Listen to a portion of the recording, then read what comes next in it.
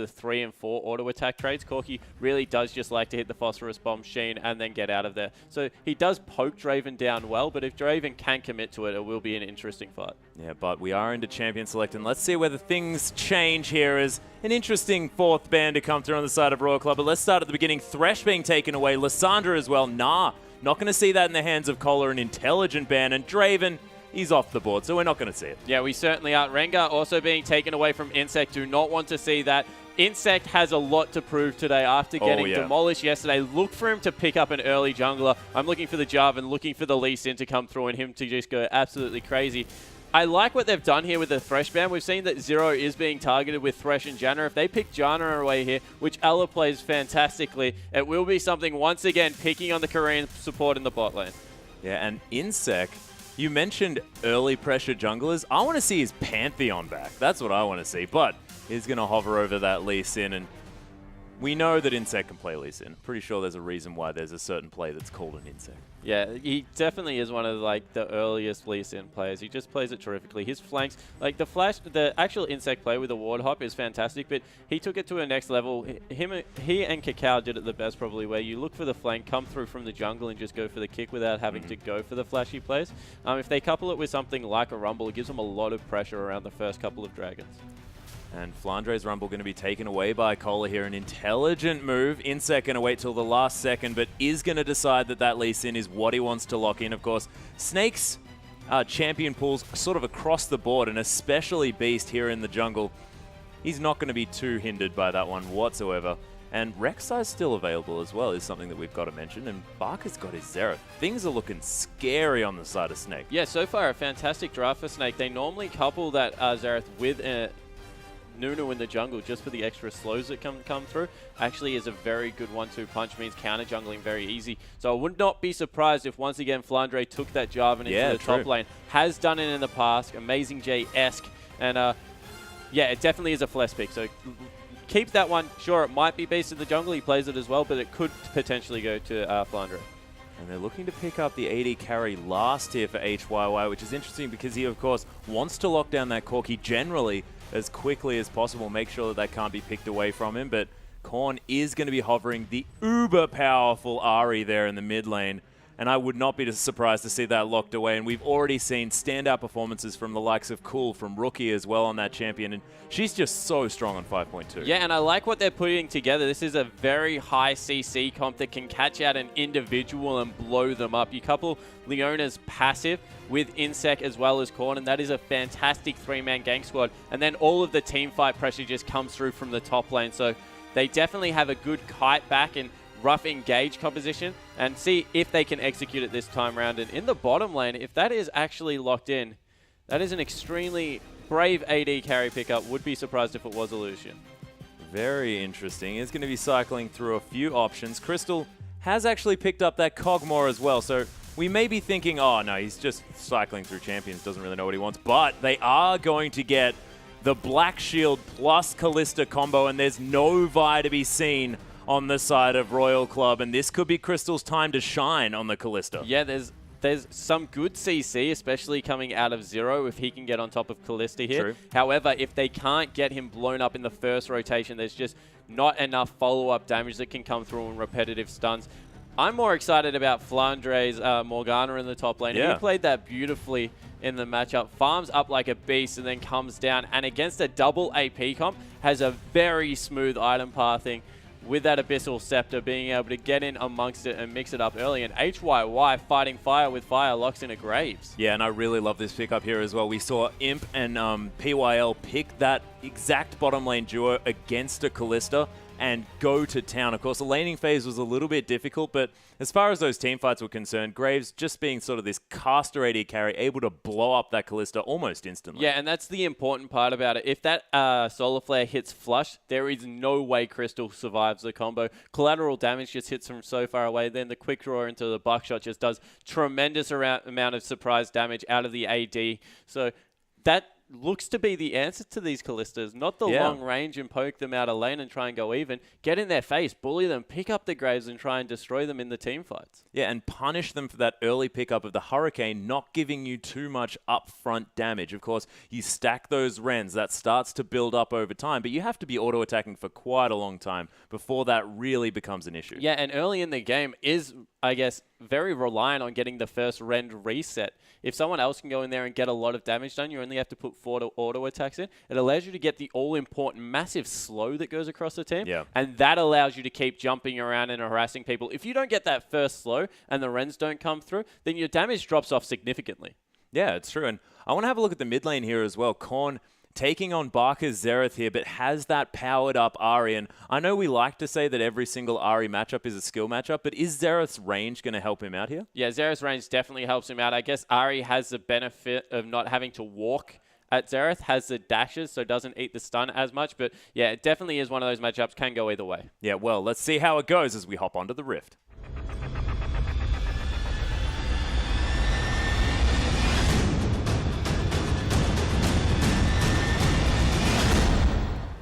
And here we are, ladies and gentlemen, for our first game of the day. Snake taking on Starhorn Royal Club. Snake on our blue side, Royal Club going to be on the red, and Snake already sort of posturing together here. There might be some funny business in the early game as that Dark Binding is ever so powerful. Yeah, it certainly is, especially on an AP top laner like Flandre. He's going for the ring, so we'll be doing a fair amount of damage level 1 as well.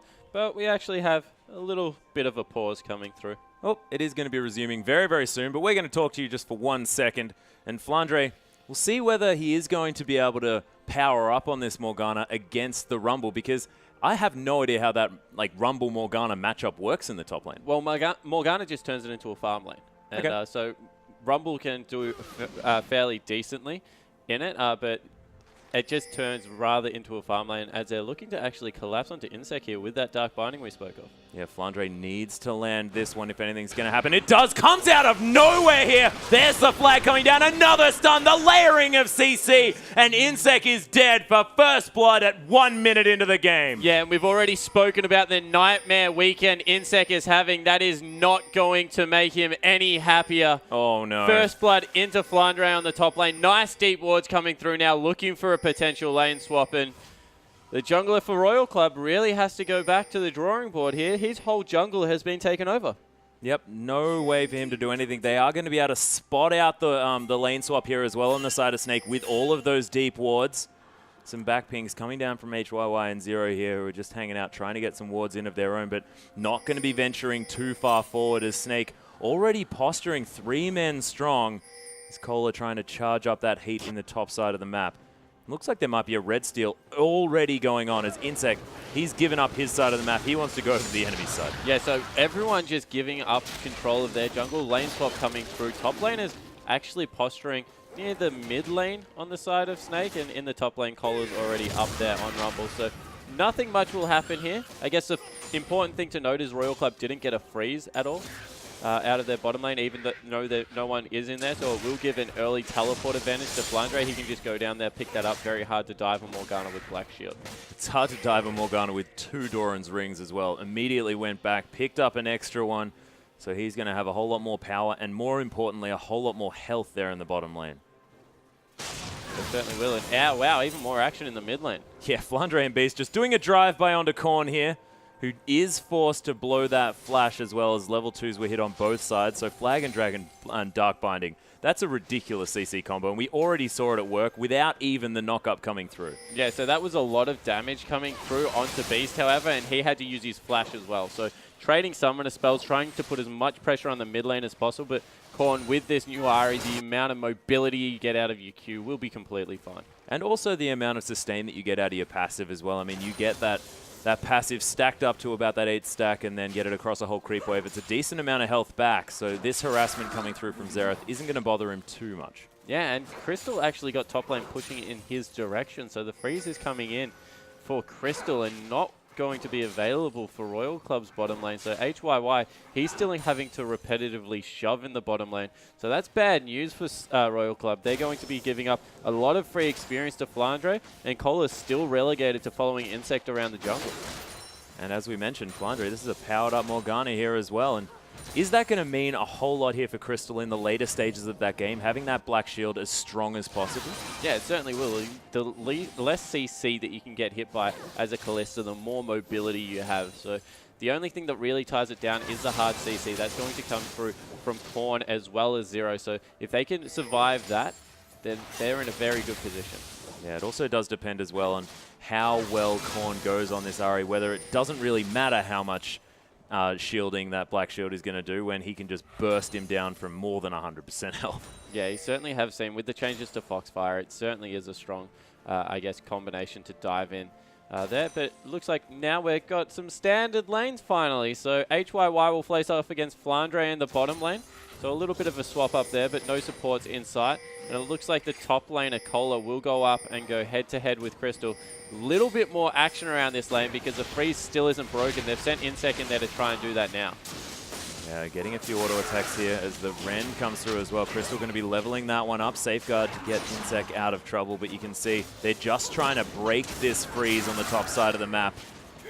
Crystal doing his very best to hold onto it. Ella even tanking up this cannon creep as well, and that freeze is going to continue for a little bit longer. Yeah, it certainly is. The cannon creep will keep the wave right there, so not going to go any further up the lane, and that's a massive win. They even grabbed the wave and pulled it back, so it's all focusing one creep. That's straight back to being a freeze there. Great play out of Snake. Beautifully done. And what is the standard response here from a frozen lane in top? Should Royal Club be pushing here on the bottom side and creating pressure? Yeah, no, you just get as many people into the top lane and try and shove the freeze out into the turret, because if you don't do it, this Kalista is just going to get further and further ahead of Cola. And we talk about how Rumble, sure, he's great without items, but 4 CS to 20 at the moment, that is a huge discrepancy, especially given that Flandre had the first blood, and he is having no trouble getting any experience. At this point, the experience that Cola's being zoned off is even more important than the gold. Oh yeah, and we want to do things like compare the 80 carry farm, which is about 3 different here, but it is very, very important that we have a look at what this lane swap and this freeze is doing for Cola, as you mentioned. And although HYY, everything's still going fine here. He's farming up like a boss. His wave is pushing towards his turret as well, but Flandre, he can just puddle the backline, and this wave's just going to be pushing straight into that turret. Yeah, he can walk up, puddle, collect all the gold. He's still CSing relatively nicely. He's only about 20 behind the lane, in all honesty, which is completely fine. And now they're going for a gank on top lane. Cola being picked on. Yeah, forced to use that flash here as well. He has that teleport if he wants to get somewhere on this map, get back to lane potentially, but he is zoned off so much experience. It's beautiful pressure play coming through from Snake, and still Cola on 5 farm. Flandre can use that black shield, and no shield of Daybreak to come through from Zero this time. Yeah, so Zero really have to question him staying here against some Morgana. It's actually starving Graves off a little bit of CS, and means that won't actually be able to help out his top laner as well. And look at the damage coming out. Oh my goodness. Crystal doing a fair bit of work already with this Rend. He's fantastic at being able to save it until the very last minute and getting that damage off when he has no opportunities to get more auto attacks, sort of min-maxing on this Kalista, as he does on his Draven as well. And you have to think these sort of high mechanically demanding champions are right in Crystal's wheelhouse. Yeah, they certainly are. This will be the first turret of the game going down as well. And the scary thing is this normally means a reprieve, but I don't know what the answer will be to Kalista here. She's picked up 66 CS, can go back to shop with 2,000 gold, potentially pick up that the bow and have a lot of attack speed to continue to do this over and over again. Yeah, and yet another wave dying here on the top side of the map, and that's why Snake now have a 1,000 gold lead. It has nothing to do with objectives. The turret goes down now, but that's going to further extend it. And 1,000 gold the difference just on farm alone, and that is farm that Cola's not missing. He's not even in the lane. Yeah, he's just not anywhere near it, and the level advantage now for Flandre as well means that he is 2 levels higher and going to be able to maybe even push Insect off.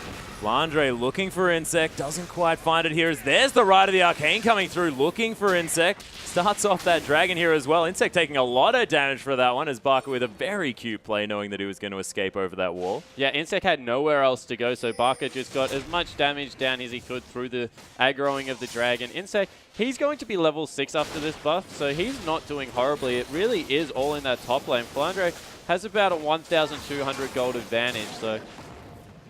Yeah, and that's almost Snake's advantage here, apart from that turret. Yeah, exactly right. And once again, they're just repetitively sending 0 into this bottom lane, now rotating the duo down there. But Flandre, with a 40 CS advantage and all the CC Morgana has, will just be able to roam around the map for a little bit, try and make plays for the team, maybe even visit mid lane and try and get Baka going, because that's probably the saving grace right now. This Ahri hasn't been behind, wasn't punished for losing the flash early, and will look to put out as much damage as possible in this mid game.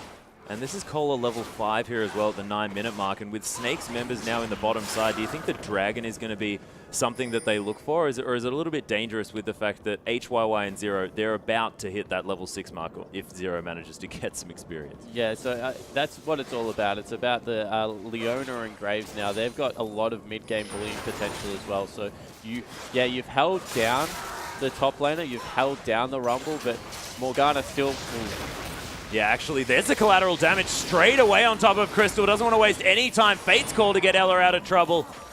And Crystal's going to get shielded up, and he's going to be okay. But Insect's caught. That's a big dive. And Insect, he's in the Cataclysm. Horrible times here for this Lee Sin, but he might be okay. They're turning it around. Korn picks up Beast and the overdive. The beautiful bait. The double kill now for Korn. Cole is here with ultimate as well. Baka no mana.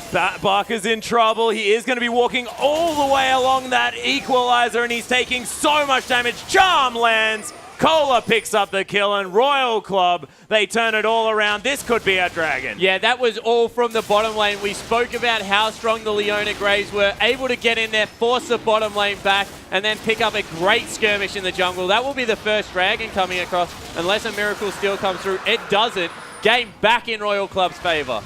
That was fantastic, and we've seen Ahri's turn these games around, of course, yesterday. Wayless, just amazing Ahri performance, managing to pick up that mid-game, the early game skirmish triple kill and then carry for his team. Korn now has that same opportunity. Yeah, it certainly does. Going to be able to back, has 1,800 gold, so we'll finish off that Morellonomicon, possibly boots too as well, and turn into this roaming assassin that might just be able to take over the map.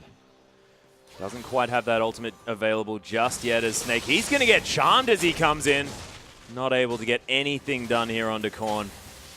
But you can never count Snake out. They've had, you know, misfires of their aggression in the early stages of the game, but they always manage to rally around one another. Morellonomicon almost finished here for Flandre as well, as he did go back, still double the farm of Cola, even though he's now got this kill, which has really helped him get back into it. Yeah, it certainly has. There's still about 800 gold, the difference between the top laners, and that's probably where majority of the power will be lacking for Royal Club in this early game. But the mid laner, Korn, he is absolutely rolling now. He's a full boots 2 above Baka in the mid lane. And that is terrifying, giving extra mobility to this already incredibly mobile Ahri, plus the magic penetration for the early game statistics. You're right, she's just going to be a monster throughout this mid game. Yeah, and I guess the other thing that I like coming out of Royal Club's item builds are the fact that in the bottom lane, we're going to see the Infinity Edge into the Youmuu's build. We see a lot of additional damage out of Phantom Dancer on this patch. However, just the burst potential that comes out of that with the flat armor penetration going to be able to blow the Kalista up even quicker will mean that if HYY can just take Crystal out of the team fight, he's doing his job. He's not there for the persistent damage. That's more what Korn is here for in the mid lane. Yeah, and there's also the fact that, you know, flat armor penetration, a fantastic mid-game statistic here as well. And Starhorn Royal Club, with the lineup that they have, that is where their spike lies, and that's what they have to take advantage of. Yeah, I also think they scale very well into the late game. Morgana falls off slightly, although with AP is a lot better than she is without. And, of course, having the J4 in there, Lee Sin and J4 just going to turn into these bruiser, like, absorb champions. Yep. J4 doesn't have the same playmaking ability. If ahead and gets tanky, has very good initiation, but there's always a potential for a flash kick to come through and really muck up someone's day on the side of Snake. So I think that if you compare late game lineups, Royal Club is still fine. We'll see whether they can pressure this advantage that they have carved out for themselves. Of course, the gold's still going to be in favor of Snake just a little bit, but the first dragon going the way of Royal Club, and Snake unable to make a play for that one just yet. Flandre continuing to bully here on the top side, but Cola is catching up as this laning phase extends. And Insect still looking to pressure the lead that Korn has here in the mid lane. Baka wants none of it, though. Yeah, so Baka was back recalling. Insect was looking for a bit of a counter gank. He's just protecting those 2 pink wards they put down. That's a lot of gold investment to go over for Starhorn Royal Club. And the equalizer actually dropped in the top lane, recognizing Dragon not for a long time, needs to push out, go back and shock. So staying extremely safe. And this is nice play from behind by Cola. Just not trying to push anything, not overcommitting for any CS. Not trying to push his luck here either in the top side of the map. Of course, Flandre known for aggression. Snake setting up some sort of interesting action here on the bottom side, but not going to be fallen for on the side of Royal Club as they're just going to secure this blue buff. All right, the Arcane looks for the blue, but as you can see, not going to happen. Yeah, it certainly isn't, and now it looks like a dive was potentially eventuating in the bottom lane with that Rite of the Arcane now on cooldown. That's not going to come through, so everyone just backs away. Lanes reset. Looks like we'll have a little bit more farming till potentially the next Dragon. That's up in 2 minutes, as you can see the timer just coming up on your screen. And the top side of the bottom side of the river, so around the mid lane, is being controlled nicely by Insec and Korn. But the bottom side, everything belongs to the Snake lineup. And they're still doing fantastically well, keeping that vision up. Haven't been sort of bullied out of the vision game here on the side of Snake. But Royal Club, as this game progresses, starting to pull further and further into even stakes as far as that gold is concerned. The one tower has not yet been answered for here. That's a bit of standing gold available for Royal Club if they want to start pushing these lanes. And now it's been equalized, you would say that the mid-game team fights will go in Royal Club's favor. With the little bit of gold advantage that was in Snake's favor, they might have been able to skip away, especially with the top laner discrepancy. But now that he's been able to pick up those double penetration items, get himself in a position where the equalizer will be back up with teleport for the next Dragon fight, you would say that maybe Snake doesn't fight this one, they just back away. Oh, Zero, he's going to find the Zenith Blade here onto Crystal. There's the Solar Flare, gets the stun. The collateral damage to come over the top of Flandre. He's teleporting in. Cola answers it as the Sentinel's going to spot out these Royal Club members. Crystal forced to go back, but he's not going to die, and that's the main thing. Yeah, 40 seconds as well, and that was two very crucial ultimates burnt. They need to get control now of this river area and really get in a position to fight the next Dragon. They've actually sent Cola back to top lane to try and shove that one out. He can't give up any more resources, and that might actually put it in Snake's favor. Yeah, and actually Crystal picking up that BF sword here as well. And this is sort of one of those Callista power spikes that we speak about. That Hurricane completed, and now with some flat damage behind it as well, easily able to A, clear out waves almost instantly, and B, just has a whole lot more power in these team fights with each auto attack. Yeah, and Royal Club, after taking the Dragon, have given up complete control over the area as it's respawned. Snake will be able to rip through this one with the Callista damage of neutrals. And if they start it up right now, there's not much Royal Club can do to answer. They're going to try and look for a potential steal here with the equalizer that's available on the side of Cola, but you can see Crystal's just tearing this one apart. 800 health, and it just dies like that. Yeah, so with a Rumble, with a Graves and a Leona, giving up an early Dragon like that, no contest, is bad news. Even worse is the fact that they're looking to give up mid lane turret as well. Have to burn the equalizer to keep it alive, and maybe that won't even be enough. Yeah, they're trying to just power it down anyway, take a lot of health, 3/4 in one sitting, even with an equalizer. A lot of damage coming out of Snake already. Yeah, so Snake, very good map movements there, recognizing that they were out of position. Korn, this fed Ari, wasn't able to get in there and pick anything off. He's got a 20 CS advantage in those 2 kills. He needs to get busier around this map and start trying to brawl the members of Snake.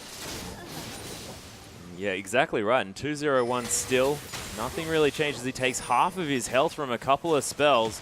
HYY is here, though. That quick draw giving him some attack speed. Able to push down this outer turret in the mid lane. Evening up yet again the gold for Royal Club.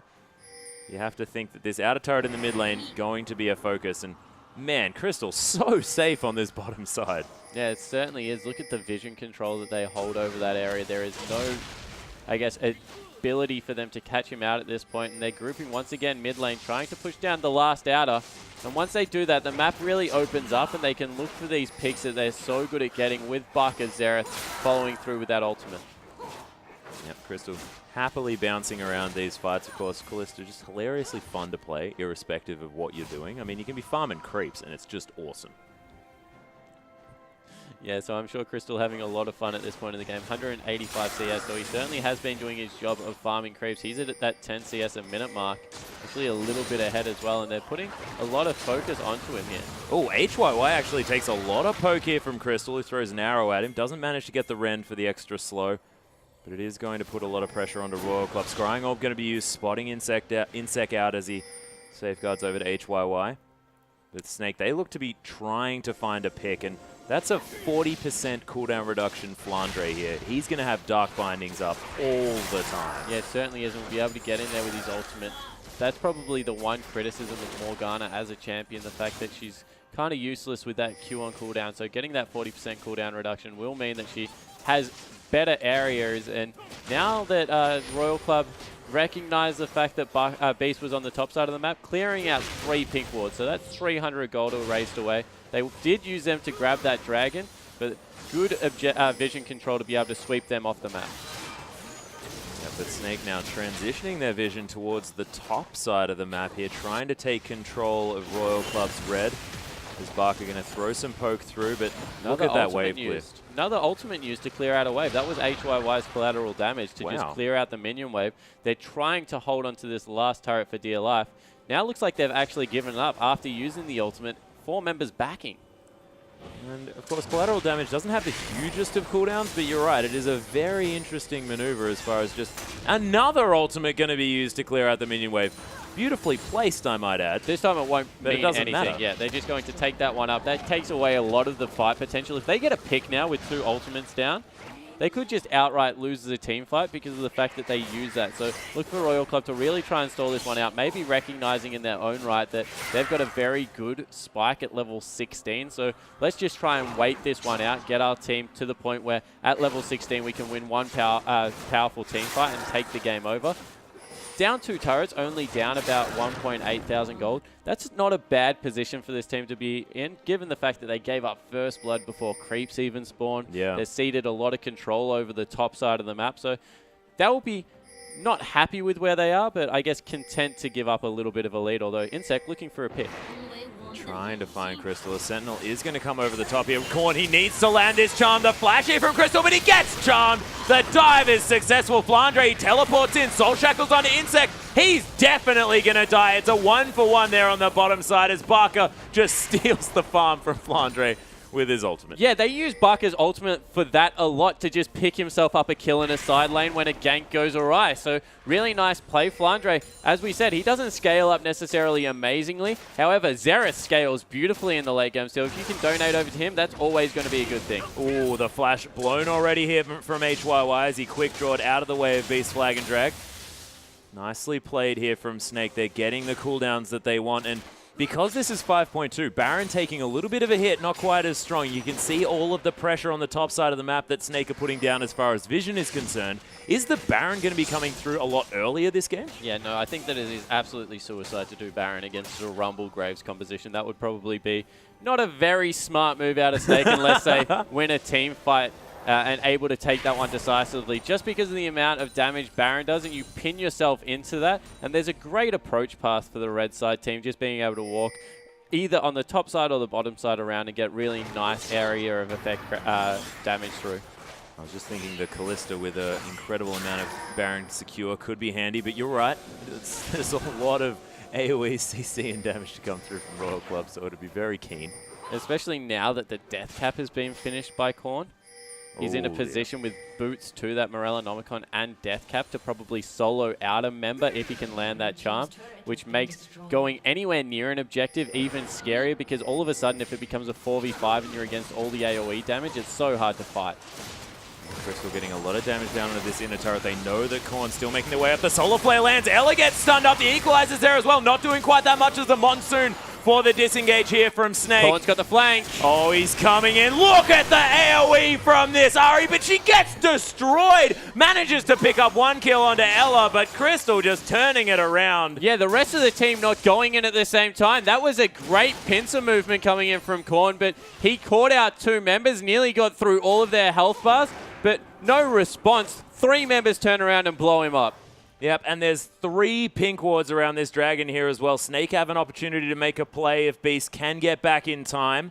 Insec is backing at this stage, 15 seconds on Kohler, and Royal Club, they can't just completely concede all of this control over the map that Snake has managed to get back. Yeah, so in the end, they were able to shut the Ari down, and the Bloodthirster now finished up on Crystal. We'll just probably solo out the dragon here. is only the second one, so not going to be a huge deal for Royal Club. They don't really mind if they give up a couple of early objectives, although with this mid-game team they would like to be in a position to fight. Yeah, Crystal going to secure that with his Rend, which they should just call like Rend Smite, because it happens to be just better as far as damage potential is concerned for securing these neutral objectives, and Crystal very able to use that one. More vision now being gained here from Snake around the top side. Of course, those wards had ran out. And they just want to know where Insec is at all times in this game. And the red steel, it's going to be handy too. Ooh, they need to be careful here, Ever. They weren't seen on the approach into the jungle, but looked like there was a few members collapsing on the way through, not able to get there in time. And Rumble has been able to pick up. He's up to 150 CS, so not doing horribly now, Cola. 1-0-1. We'll look for him to be more impactful in these team fights now that Leandre's tournament is finished up, and they're trying to get even more CS onto him. Sending him down to the bottom lane with his teleport up. Flandre has his available as well, so will probably be matched once he pushes that wave out. And Insec, recognizing that his red was stolen away, walks over to the other side of the map and picks up Snakes. Yeah, they've sort of forgotten whose red is whose this game. It's like, oh, I'll have the top side of the map buffs, please, says Snake, and Royal are just more than happy to trade it for the bottom. Yeah, and 50 CS, the discrepancy in this bottom lane.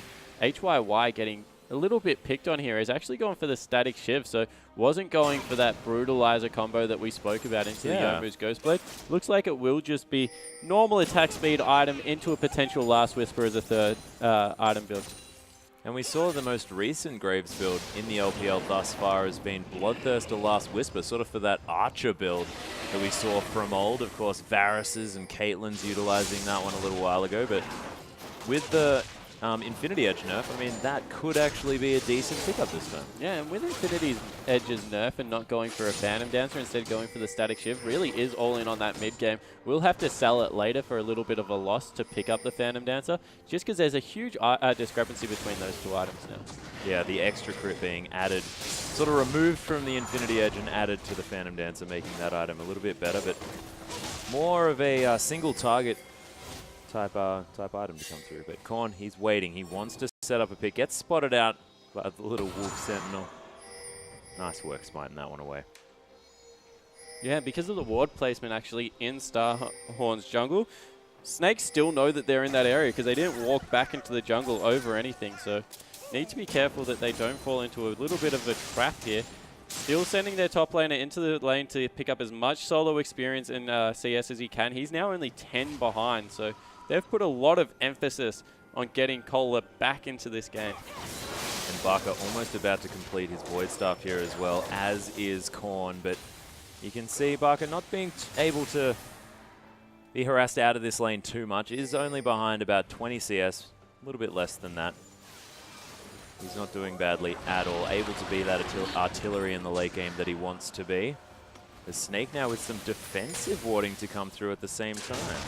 Yeah, so Snake trying to clean out their jungle now. Get full vision control over this Baron area. And it looks like that's where the next fight will occur. Not pushing anything down lanes, looking for a fight in a nice open area. Better to have it around Baron or Dragon where... Ooh, the charm lands on the beast here. Insec! He's going to get in with the resonating strike, but Snake able to get out. The Solar Flare lands. There's the Zenith Blade. Zero going so deep onto this one. The Monsoon not going to be enough as the double kill for HYY comes in. Crystal, he may get pincered here. Another Zenith Blade. There's the equalizer. Not quite in the right spot, but Zero, he's getting killed. Korn's in a lot of trouble. Flandre able to use that Zhonya's. Insect gets destroyed by Barker, but he's going to be okay for now. And Snake managing to turn around a difficult fight. Crystal just utilizing that Ren to get that slow onto Kohler, forcing the flash out here as well. And I don't know how Snake turned that around because that was going so well for Royal Club at the beginning. Yeah, they just tower dove when they didn't have any of the ability to be able to do so. Now starting up the Baron, trusting completely in Crystal's ability to be able to tank this one up. It is still extremely dangerous with a Rumble around. Looks like they're going to have to give up on this one. They're taking so much damage. Surely they don't commit. This Rend is going to be coming through here. Kohler actually helping out Crystal as he's going to have his smite through. That was 1,500 damage, and Snake, they take down the Baron. And you're right, it was dangerous, but it paid off this time. Yeah, it certainly was, and lack of vision control, being able to set that one up after the last team fight meant that they were able to grab the objective, and now the game right in Snake's favor. They've got a great power spike coming through. 3 items pretty much finished on every carry now, and the McHale's is going to be key in keeping Crystal alive, but an over-aggressive play from Zero coming through there. It was actually a beautiful catch to get the first couple of kills. Insec with a great kick back out from underneath the turret. But after that, they should have just cut their losses, taken the 3 kills, seen if they could secure some objectives. Because now, once again, with some over-aggression, Royal Club in a lot of danger. They are, and it was the fact that they just couldn't get onto Crystal. They blew all of the CC. Zero made it in twice with some hero plays on that Leona, but when you're solar flaring a Jarvan instead of that Kalista, as Flandre goes his ultimate, does do the Zhonya's, but he's definitely dead after that catch in the bottom lane. Nicely played by Royal Club, and meanwhile, on the other side of the map, Cola forced to use his Zhonya's as well. Top laners realizing that Zhonya's doesn't make you survive for all that long, and the inner turret going to go down. Of course, Royal Club unable to answer with an objective, and Snake straight away answering, picking up the tower as well. Yeah, going to rotate into a dragon, so picking up 2 objectives off their catch versus the nothing off Royal Club, and that's just the power of Baron. If Royal Club didn't back there, tried to trade objectives, that could have been an inhibitor so quickly with how tanky Baron minions are. So Royal Club really need to start stalling this game out, trying to put their turtle shells on and see if they can get any picks happening. It was a great pick, but just over-aggression from Cola walking up that lane where he had no right to be by himself. He knew where his team members were, meant that it was always going to be a deep dive.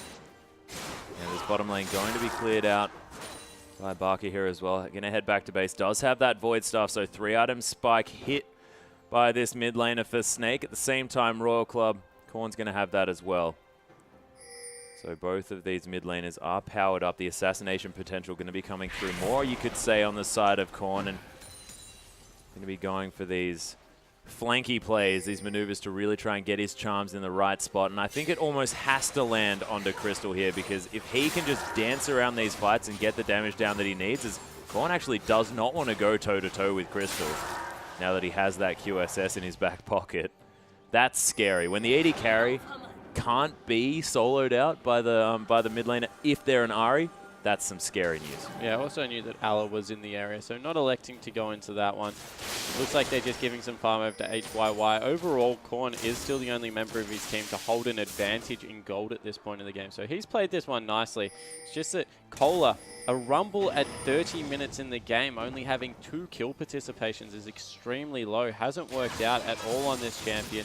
Might be something they look at for next game, win or loss, because just not going in their favor. They didn't secure any early dragons apart from that first, I guess, teleport coming through, and has just been beaten around the map. You can see again, Baron has worn off here. Equalizer going to be used. It's being used more to clear creeps than any other use this game, I believe, from Cola. Not even going to get the last 2. Snake going to continue the siege. The inhibitor turret probably not going to be taken here, as there is enough wave clear on the side of Royal Club. Base gate going to be invaded by a puddle, since they're going to have to vacate that area, but Snake utilizing that Baron well, picking up a lot of towers. Yeah, they certainly did, and the base gates is a great fun on Lee Sin, because it means that you don't have to use a ward jump to get behind the enemy team anymore. You can just walk out, look to ward hop over one of the walls, and then kick someone back through their enemy lineup. So Insec looking to utilize that, but just really smart ward placement coming out of Snake here. They've lit up both sides of the jungle, and that ward inside the base gate just meant that they knew exactly where Insec was. So going to be difficult for Royal Club to be able to get a pick in this game. They're only 5,000 gold behind, and at 33 minutes, it's a very good lead and a decent lead coming out of Snake, but it's definitely not game over here. They just need to be able to use their ultimates proactively. They're being very reactive throughout the whole map. Yeah, and Crystal now finishing off that Mercurial Scimitar as well, so this Kalista scaling up to a terrifying level. But you're right, I mean, if Royal Club managed to kill Crystal early on in these fights, and Korn can be dashing around as well, picking up kills on the likes of Barker, who he can close distance on, things can go fantastically for Royal Club if they get the team fight that they want. Yeah, so now let's see if they can execute. They really need to lay their CC well on the AD carry. Lock her down. There are 2 cleansers, so it's a tough ask. And meanwhile, someone's going to have to also deal with Flandre. Look for him to be kicked out of the team as soon as a Black Shield goes down onto Crystal. So this is do or die time for Starhorn, because if this game goes any further, they're going to be looking at the 5 Dragon buff that just isn't a fantastic thing to have to deal with, as well as all the neutral objective control that now comes out of Kalista at 35 minutes in the game. Oh, yeah. That's definitely right on the table. It's terrifying. And as well, I mean, Flandre going to be walking into the team. Oh my gosh, is that another collateral damage? Yeah, so another ultimate used to not even secure a turret, it looks like. Just such reactive play coming out of Royal Club. They do not look confident in their ability to win a team fight whatsoever. No, and unable to sort of capitalize on victories this game either has been the point. Solarflare going to be flashed out of the way up here from Barker. They're trying to go all in the Monsoon. They do take him down. Crystal's going to destroy Insec in the backline, and now he's dancing around, getting the Ren stacks. There's the Fates call for the knock up here, and Crystal just continuing to go through. The reset's coming down. He does die, but the quadra kill on his way out. Not bad. Yeah, quadra kill actually stolen away the Penta by his support player coming through there. Oh, Ella. You wouldn't have thought if anyone would pick up a kill in that fight, it would be Ella, but that's a 1-team fight, and you have to think, that was a 5 for 3, and an ultimate was burnt before the fight even started to clear out a minion wave. What could have things been if the collateral damage was available? So let's see how it starts up. A really nice solar flare comes through onto Crystal. Insec actually commits to Bucker because of the positioning against the wall. I like the decision, and then just so much AoE damage coming through, but none of it is on Crystal. He's just completely unharassed on the backline, hopping around, able to get so much damage in. Eats a lot of front-end burst out of the Ahri in the end, but that's a quadra kill. Yep, and that is going to be a gigantic Kalista now. Went back, only managed to pick up a BF sword for his trouble, but this is going to be a 6 damage item Kalista, which is terrifying. Beast gonna have to get out of the jungle here as Royal Club trying to wrest control back. Red buff does respawn. Beast is not too scared at all of anyone on Royal Club. Yeah, Beast is massive at this point in the game. Picked up a Sightstone for himself and all those tank items, so he's looking fairly in control. And once again, they go straight back to this Baron.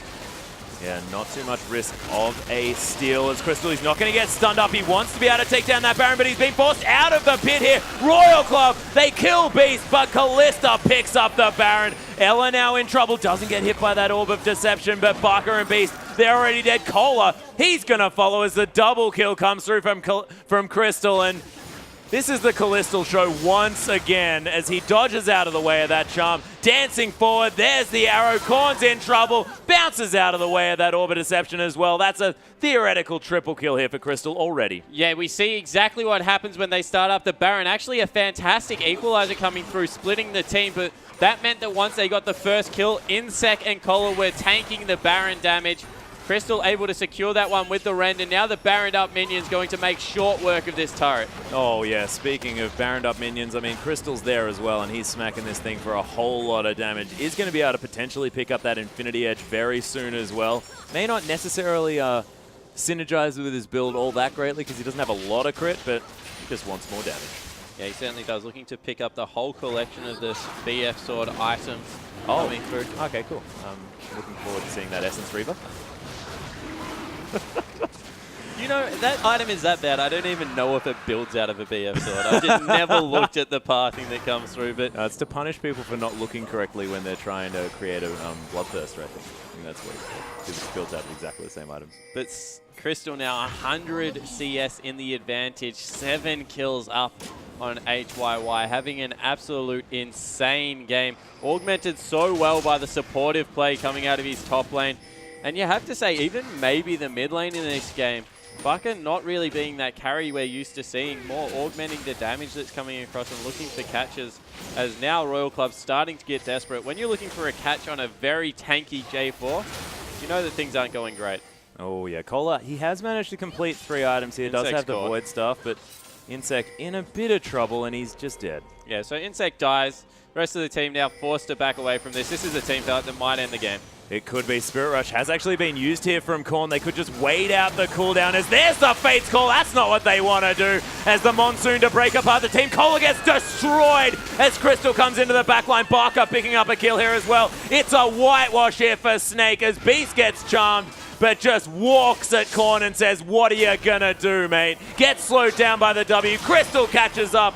It's a decent Zhonya's Hourglass to allow Korn to wait a little bit longer to die. And Snake, they're just going to plunge into this base. What a beautiful late game. And Crystal again with the carry. Yeah, so Crystal coming up massive. Overcommitment once again from Starhorn at a crucial point of the game. Means that they give up another mid-game.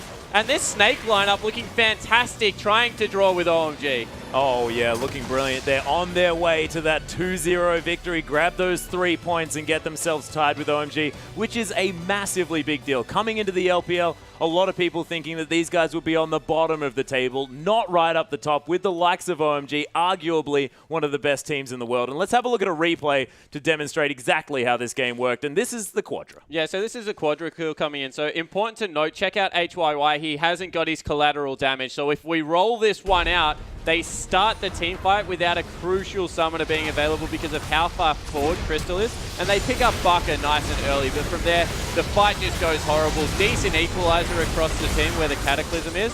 But this Kalista, if you do not focus it down, just does so much damage. Oh my 3 rend resets in the space of seconds. Gets blown up in the end by Ari because in the mid lane, Korn was probably the shining light. But oh, yeah. Over-aggression out of Zero, over-aggression out of Insec, especially around that turret dive, just meant that Kalista went insane. Yeah, and that early game was so beautifully played from Snake as well. But let's get into game 2 as quickly as possible, ladies and gentlemen, because we'll see whether Snake can tie it with OMG with another victory over Royal Club.